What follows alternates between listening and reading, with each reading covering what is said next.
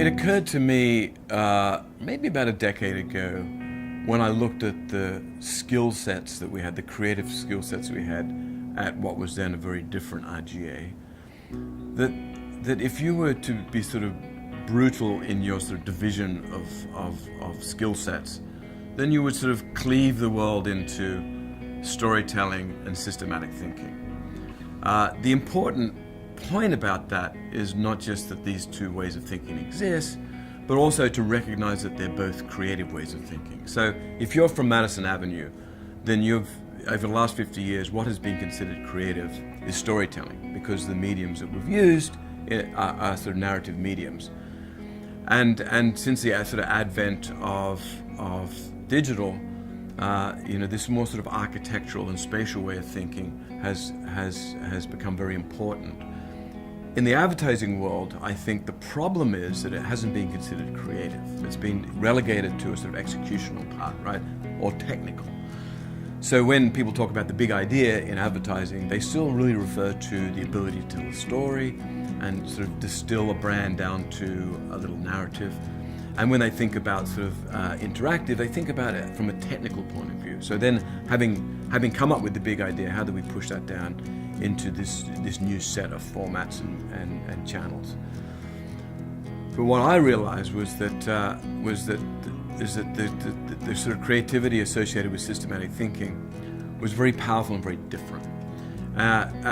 It was an important thing to recognize, because if you didn't recognize the difference between storytelling and systematic thinking, then creatives, because they're all vain and because there's a sort of hubris associated with creative people, is that if you didn't recognize those as sort of categorically different ways of thinking, then they would say because they're creative they should be doing it all, right? So I would have an instance where someone who sort of grew up designing interfaces and so was a systematic thinker couldn't wait to get over to the content studio and do a film, even though for 10 years that wasn't the way they were thinking, and vice versa. I think early on in the sort of emergent digital world, there was a lot of creative executions that came from an art director, copywriter, sort of narrative team that in the systematic world failed dismally, right? I won't mention any big platforms, but there's quite a few, and a lot of money was wasted.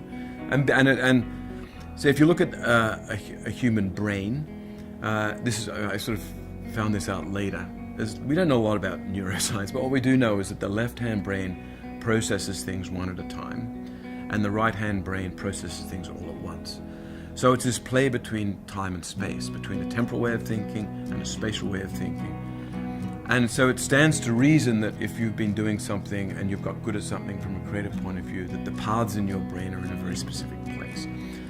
So for me, that explains why it's very difficult for a narrative thinker to connect and design sort of systematic sort of work, and vice versa. It's because they're in a habit. So for us at RGA, at least, we think that the sort of atomic team is not an art director and copywriter. It's a storyteller and a systematic thinker. Another way of looking at that as a tension is to look at storytelling as a sort of the act of simplifying, because it's about the revealed moment, and good storytelling and good brand storytelling is really about that distilled moment and how it's revealed. And there's this tension between that simplicity and the possibility that systematic thinking. So what systematic thinkers are good at, because they understand how each node plays with each other and can look at all of these relationships simultaneously and generate lots of ideas, is that they're very good at possibility. So what you get when you get a systematic thinker and a narrative thinker is you get this lovely tension between simplicity and possibility. When that is off, when all you've got is simplicity, you've just got simple brand storytellers, then you get really sort of a lucid brand thinking, but without innovation. And when you get just this possibility of systematic thinkers, then you get really interesting and multiple tactics that don't sort of ladder up to a simple brand idea. So that's how I can tell whether we have the balance right or not. Whether things are simple but not innovative, or innovative but not lucid. So that balance becomes very important in that play. And it doesn't mean that underneath that organizing principle we have all sorts of different combinations: art directors and copywriters, data scientists and strategists, and we have all sorts of other combinations. But that's the sort of balance we're trying to achieve between storytelling and systematic thinking.